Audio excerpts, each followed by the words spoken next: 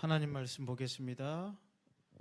요한복음 19장 15절부터 18절까지의 말씀. 요한복음 19장 15절부터 18절 말씀.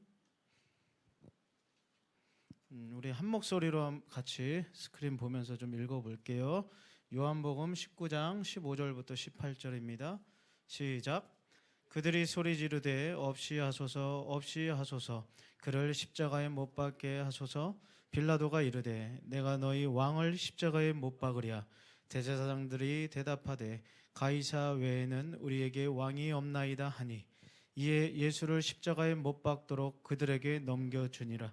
그들이 예수를 맡음에 예수께서 자기의 십자가를 지시고 해골, 히브리 말로 골고다라는 곳에 나가시니, 그들이 거기서 예수님을 십자가에 못 박을새 다른 두 사람도 그와 함께 좌우편에 못 박으니 예수는 가운데에 있더라. 아멘. 오늘 사도신경 네 번째 시간인데요, 예수님의 죽음에 대해서 말씀을 전하도록 하겠습니다. 여러분, 그 학습 세례 이런 교육을 하다 보니까 의외로 사도신경을 모르는 친구들이 많이 있더라고요. 사도신경이라고 하는 것은 우리의 그냥 믿음의 그냥 핵심이라고 하면 돼. 우리가 무엇을 믿는지, 하나님에 대해서, 예수님에 대해서, 성령님에 대해서 우리가 무엇을 믿고 있는지에 대한 신앙 고백이거든요. 혹시 여러분들은 다 사도신경 하실 줄 아시죠? 네. 그래. 오늘 예수님의 죽음과 관련해서는 어떤 이야기를 하고 싶냐면, 본디오 빌라도에게 어떻게 고난을 받으사 십자가에 못 박혀 죽으시고, 이 내용을 가지고 말씀을 나누려고 합니다. 한번 따라해 보세요. 본디오 빌라도에게 고난을 받으사 십자가에 못 박혀 죽으시고, 이 내용 가지고 오늘 하나님의 말씀을 잠깐 나누도록 하겠습니다. 여러분, 예수님이 빌라도를 통해서 고난을 받게 됩니다. 이 본디오 빌라도라고 하는 사람은 유다 총독이었어요. AD 26년부터 36년까지 약 10년가량 그 유다의 총독으로 그곳을 치리하던 사람이에요. 이 본디오 이름이 등장한 이유가 뭘까? 본디오 빌라도에게 고난을 받으사 맨날 사도신경으로 신앙 고백할 때마다 이 본디오라는 사람의 이름이 계속 거론되게 하신 이유가 뭘까? 목사님이 잠깐 설명했죠? AD 몇 년? 26년에서 36년 실존했던 인물이야. 역사 기록을 보면 그 당시에 기록이 다 돼 있어. 그러면 그 가운데 예수님이 고난을 받으시고 십자가에 못 박혀 죽으셨다라는 게 뭐야? 예수님이 역사 가운데 실존했다 안 했다? 실존했다라는 것을 우리에게 알려주시는 거야. 예수님은 가상적인 인물이 아니라는 거야. 우리가 믿는 이 예수님의 고난과 죽음이 우리에게 이게 어떤 추상적인 거나 관념이 아니라, 실존하셨던 예수님이 고난받으셨고 그 실존하셨던 예수님이 십자가에 못 박혀 돌아가셨다라는 것을 역사적으로 인쳐버린다라는 거야. 그렇기 때문에 예수님의 그 구원 또한 역사 가운데 있다라는 거죠. 그래서 이것은 돼도 안 돼도 이게 아니라 실제로 이런 일이 있었다라는 것을 우리에게 알려주고, 실제 했던 그 고난과 죽음을 통하여 우리의 구원과 우리의 죄사함이 실제가 될 수 있다라고 말씀하고 있다라는 거예요. 그래서 이런 믿음의 고백을 가지고 우리가 신앙 고백을 하는 거야. 그래서 본디오 빌라도에게 고난을 받으셨다. 예수님은 정말 역사 가운데 실제로 계셨던 분이구나. 그리고 그 가운데 실제로 고난 받으셨고 실제로 죽으셨구나 라는 것을 우리의 입술로 계속 고백하게 하는 것이다라는 겁니다. 그렇다면 예수님이 이제 십자가에 못 박혀 돌아가시기 전에 어떤 일이 있냐면, 보통 십자가형을 당하는 사람들은 이미 법정 가운데 재판도 받고 하지만 올라가기 전에 여러분 예전에 영화 같은 거 보면은 많이 나왔을 거야. 이렇게 채찍 같은 건데 거기에 막 동물 뼈 조각, 쇠 조각 이런 거 막 매달려 있는 채찍으로 엄청 맞고 올라가. 그래서 이미 고통과 고난을 많이 받고 십자가 상으로 이렇게 올라가는 것을 보게 되는데, 근데 우리가 착각하기 쉬운 게 뭐냐면, 예수님의 이 고난을 생각할 때 우리 고난주간이라고 또 지키잖아. 그래서 예수님이 이제 예루살렘에 입성해서 한 주 동안 어떤 고난을 당했나, 고생을 하셨나, 막 이런 걸 묵상하면서 어우 주여, 우리 뭐 미디어 금식도 하고 뭐 여러 가지 금식도 하고 막. 그런데 여러분 착각하면 안 돼. 예수님의 고난은 그 일주일만 고난이 아니었어. 예수님의 육체적인 고난을 한번 생각해 볼까? 예수님이 어디에 태어나셨어? 하나님이 이 땅에 오신 것 자체가 일단 피곤한 일이야, 그렇지? 그리고 태어난 곳이 어디야? 말밥통이잖아, 그치? 여러분 중에 혹시 말밥통에서 태어나신 분 있어요? 응? 그 정도면 뭐 여러분들 살만했네. 예수님은 태어나는 것부터가 고난의 시작이었어. 임신한 엄마가 엄청 뭐 여기저기 돌아다녀야 되고, 또 예수님이 또 태어나가지고 도망가게 되고, 또 예수님이 또 부모님의 직업이 뭐야? 목수잖아, 목수. 목수의 아들이면 뭘 하겠어? 태어나서 한 30년가량 목수의 아들로 자라면서 아버지 옆에서 시단으로 탄 거 아니야, 쉽게 얘기하면. 그래서 아버지가 바쁠 때 옆에서 거들고, 또 목수는 그 당시에 뭐 이제 가난한 사람들에 속했단 말이야. 그러니까 예수님의 인생이 태어나면서부터 30살까지 자라는 동안에 그 삶이 다 고난의 연속이야. 그 육체적인 그런 고난을 당하시면서 자랐단 말이야. 그리고 이제 예수님이 하나님의 아들로서 공생의 3년 기간 동안은 말할 것도 없잖아. 예수님은 여우도 굴이 있고 막 그런데 나는 머리 들 곳이 없다 이러면서 나는 정말 허전한 사람이다. 나는 이런 육체적인 고통을 받으면서 자랐어. 이렇게 살고 있어라고 이 예수님의 고난 말씀하고 있잖아요. 근데 예수님은 육체적인 고난뿐만 아니라 정신적인 고난을 당했어. 여러분 배신 당해봤나? 배신? 버림 받아봤나? 버림? 부모님한테 버림 받아봤어? 받았으면 뭐 또 여러분 친구에게 배신 당해봤어? 뭐 친구들끼리는 배신할 수도 있지. 예수님이 어땠어? 예수님 생각해봐. 막 따라다니는 그 제자들 뭐 12명도 있었고 막 많은 무리들이 있었어. 막 예수님 좋아요 막 이러면서. 근데 예수님이 사람 속을 다 알잖아. 예수님 따라다녔던 12제자들이 뭘 보면서 예수님 따라다닌 거야? 예수님이 나중에 이 유대의 왕이 되면 한 명은 오른쪽에 한 명은 왼쪽에 한 자리 한번 해보려고 그런 마음으로 예수님을 쫓아다녔단 말이야. 뭐 우리가 알기로는 뭐 어부 그물을 다 내려놓고 쫓아갔다 그러지만은 예수님이 가지고 있는 권세와 권력으로 말미암아 그 더 높은 곳에 올라가려고 그 정도쯤이야 뭐 그물 던지기 쉽지, 안 그래요? 우리한테 더 높은 지위에 올라갈 수 있는 기회가 있는데 내가 지금 하고 있는 게 뭐가 중요한 거야? 그래서 우리가 막 베드로가 뭐 그물을 던져놓고 갔다 막 이거에 막 집중해가지고 베드로 형님 너무 멋있어 막 이렇게 얘기하는 사람도 있는데, 실은 제자들의 마음속에 무슨 마음이 있었냐면 예수님이 막 권세도 있고 힘도 있고 막 기적도 일어나고 막 그러잖아. 올 것이 왔다 이거다. 저분 따라다니면 뭔가 한 자리 하겠다. 그러면서 쫓아다닌 거야. 근데 예수님이 그들의 마음을 알아 몰라. 그냥 그런 놈들 데리고 다닌 거야. 근데 결정적인 순간에 예수님이 십자가에 못 박혀 돌아가실 때 어떻게 돼?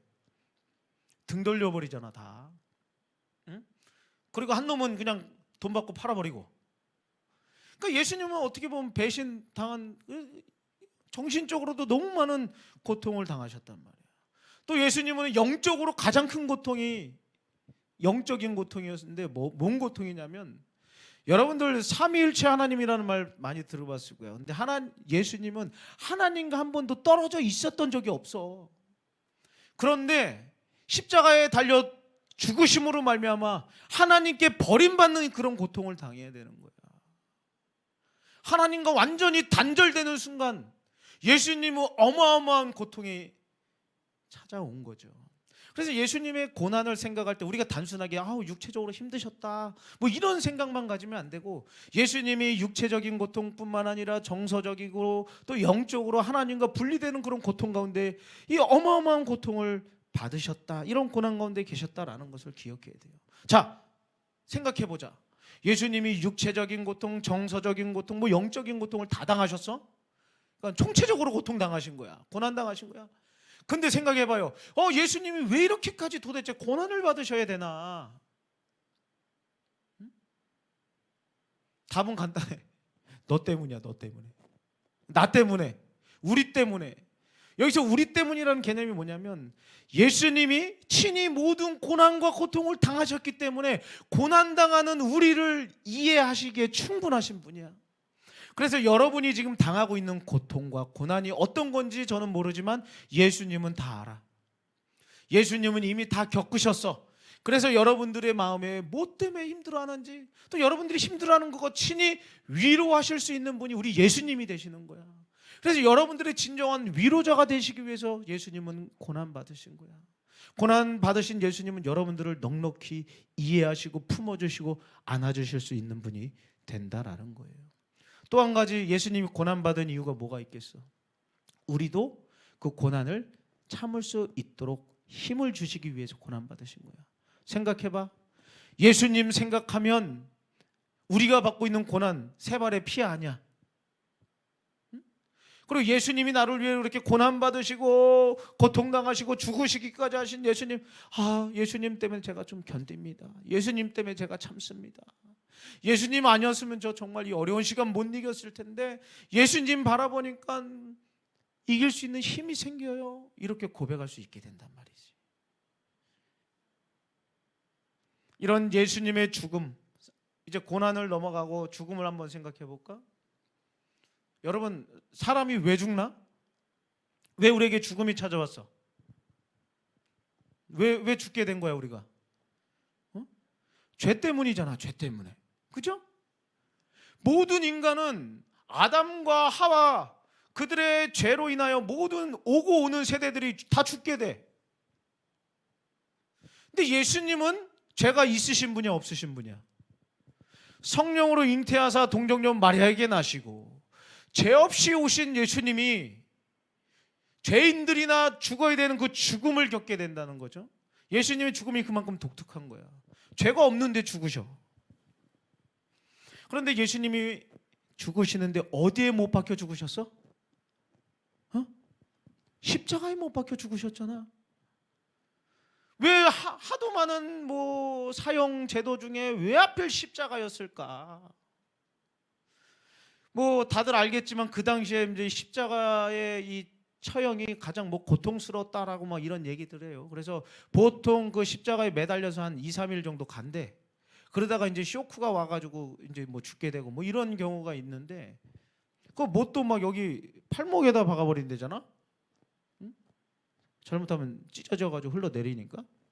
하여간에 그냥 말려 죽이는 것처럼 그냥 이렇게 딱 십자가에 못 박혀 돌아가시게 하는 그 일이 가장 그 당시에 센 형이었다 이런 이야기들을 해.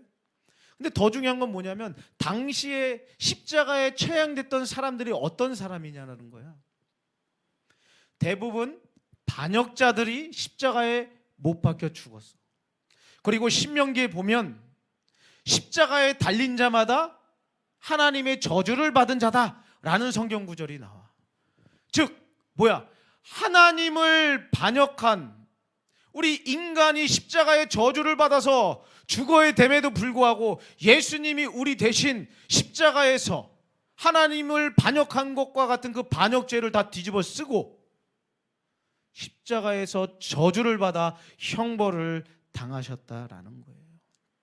그래서 우리가 당해야 될 모든 형벌을 다 그곳에서 짊어지고 돌아가셨다라는 사실이야. 예수님이 우리를 위해서 그렇게 해주신 분이란 말이지. 이러한 예수님의 죽음이 우리에게 어떤 의미가 있겠습니까? 죄의 형벌에서 용서를 받게 해주는 은혜가 거기서부터 나오는 거야. 여러분, 예수님이 여러분 것 다 짊어지고 거기서 십자가에 못 박혀 죽으신 거야. 우리가 예수님을 믿는다고 할 때 예수님과 연합됐다라는 표현을 해.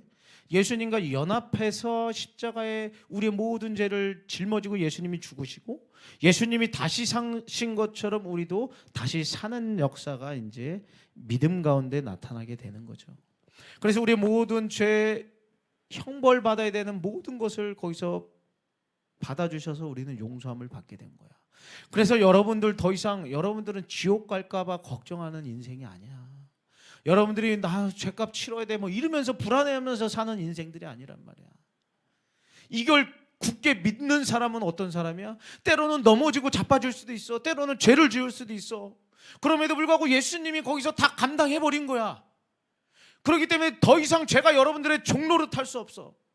여러분들 위해서 죄가 군림하지 못하게 하는 거야. 왜? 하나님의 자녀가 된 거니까. 우리가 형벌을 용서받은 것뿐만이 아니라 죄의 종로로 돼서 하나님의 자녀가 되는 놀라운 역사가 여기 십자가의 죽음 가운데 이런 의미가 담겨져 있다라는 거야. 그렇기 때문에 여러분들 더 이상 죄의 종로로 하며 사는 인생이 아니라 나는 하나님의 자녀입니다라는 신분의 변화가 일어났다는 사실 또한 믿어야 돼요. 이것을 믿을 때 살아갈 때 좀 담대함이 생기잖아. 내 아빠가 누군데? 내가 믿는 그분이 누군데? 자기 부모가 조금 잘 나가도 어깨가 으쓱하고 그 백으로 뭐 이것저것 해보려고 그러는데 우리는 그거보다 더 중요한 백이 있잖아. 하나님, 예수님. 그 백으로 우리가 오늘 그냥 고개 떳떳이 들고 다니는 거야. 목사님이 뭐 여기서 뭐 말씀 전할 수 있는 뭐나 되겠어? 여러분들보다 죄를 더 지으면 더 졌지 덜 짓지는 않아. 그럼에도 불구하고 이렇게 설교할 수 있는 거 예수님의 이 용서함을 믿기 때문이야. 여러분들도 여러분들의 삶의 현장에서 넘어지고 자빠질 때가 분명히 와요. 그리고 힘들고 어려운 고난을 당할 때가 와요. 그럴 때마다 오늘 말씀을 생각하란 말이야. 본디오 빌라도에게 고난을 받으사 십자가에 못 박혀 돌아가신 예수님을 기억하세요. 예수님을 바라보고 예수님을 온전히 믿으면 그 가운데서도 이길 힘이 생기고 또 제 가운데 눌려 있어서 나는 다 끝났어. 나 같은 거 아무 소용없어. 이런 상황 가운데서도 다시 일어날 힘이 생기는 줄 믿습니다. 그 예수님 꼭 잘 믿는 우리 모든 고등부가 되기를 주님의 이름으로 축원을 드립니다. 사랑의 하나님 아버지, 오늘은 예수님의 고난과 죽음에 대하여 생각해 보았습니다. 하나님, 우리가 날마다 입술로는 신앙 고백을 하지만 뜻도 모르고 고백했던 적이 너무나도 많습니다. 우리가 배우고 익힌 것, 그 믿음 가지고 우리의 신앙을 고백하게 도와주셔서 그래야 우리의 신앙 고백이